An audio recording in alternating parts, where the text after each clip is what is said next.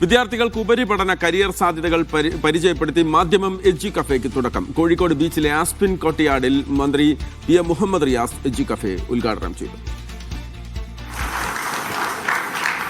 ഉന്നത വിദ്യാഭ്യാസത്തിന് ഒരുങ്ങുന്നവർക്ക് അറിവിൻ്റെ ചിറകേകുന്നതാണ് മാധ്യമം എഡ്യു കഫേ.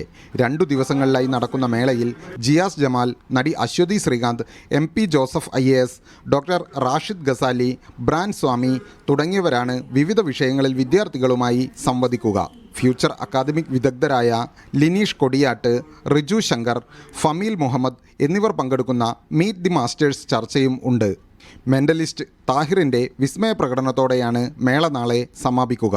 സ്റ്റുഡൻസിൻ്റെ പ്രഷറുമായി ബന്ധപ്പെട്ട് അവരനുഭവിക്കുന്ന സ്ട്രെസ്സുമായി ബന്ധപ്പെട്ടൊക്കെ അവർക്ക് ഇൻഡിവിജ്വൽ സിറ്റിങ്ങുകളും കൗൺസിലിങ്ങും നൽകിക്കൊണ്ട് അവർക്ക് ഗൈഡൻസും ഒക്കെ നൽകുന്ന സെഷനുകളും പവലിയനുകളുമൊക്കെ ഇതിൻ്റെ ഭാഗമായിട്ട് നടക്കുന്നുണ്ട്.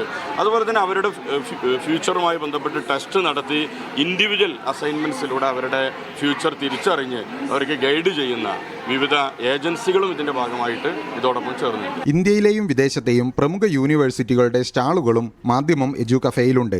മീ ഫ്രണ്ട് ഇവൻസാണ് മേള അണിയിച്ചൊരുക്കിയത്. മീഡിയ 1 കോഴിക്കോട്.